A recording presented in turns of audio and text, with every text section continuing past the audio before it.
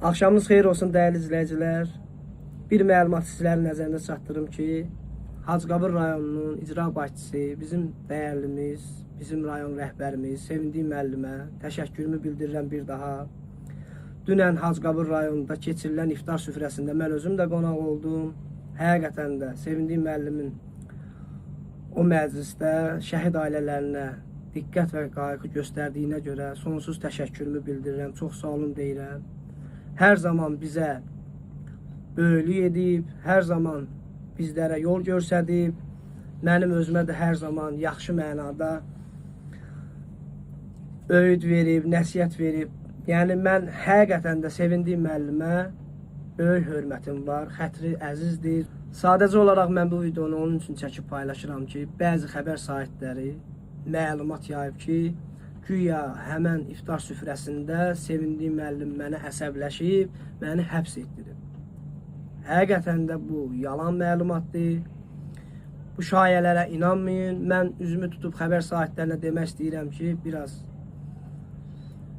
diqqət edin. Bəzi məlumatları paylaşanda görün nə paylaşırsınız. Mənim yaşım hara, bizim rayon rəhbərimiz həmişə bizə qayğı diqqət göstərir. Yəni mənim həddimə nədir ki, mən Sevindik müəllimlə qalmaqal yaşayım və nəsə artıq bir hərəkət eləyim ki, mən də Sevindik müəllim cəzalandırsın.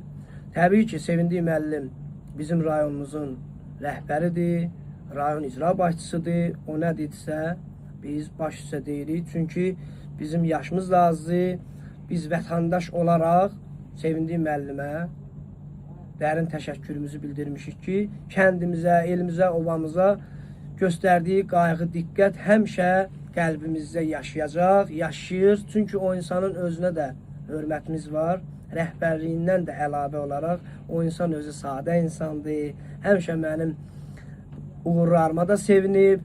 Elə bir səhv edəndə də həmişə zəng vurub deyib ki, bala, bunu səhv edirsən, bunu düz elə, səhv eləmə, gələcəyin qarşıdadır. Yəni bunu mən paylaşmaqda məqsədim odur ki, xəbər sahiblərinə bir məlumatı paylaşanda dəqiq məlumat paylaşın.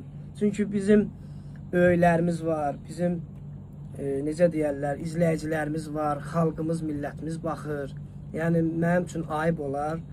Yəni mən həmişə böyüyün yolun tutmuşam, həmişə də rəhbərlərin yanında nə deyiblərsə demişəm, baş üstə. Yəni bu günləri o insanlar bizim uğurumuza sevinən insanlardır. Biz elə həmişə də o insanların göstərdiyi yolla da davam edəcəyik. O insanlar bizə nə desə baş üstə deyəcəyik. Çünki o insan mənim üçün əzizdir, doğmadır. Xahiş edirəm bu məlumatı silin səhifələrinizdən. Çünki ayıbdır, olmaz. Bu günləri narahatçılıq lazımdır. Cəmaatımız, millətimiz narahat olur. Öpürəm bir daha. Sevindik müəllimə də yenə də çox sağ olun deyirəm. O dünənki iftar süfrəsində insanlarla necə səmimi görüşdü, necə yola saldı, qarşıladı. Onun üçün bu şeyi paylaşmaqda siz yəni nəsə əldə edə bilməyəcəksiniz. Sağ olun.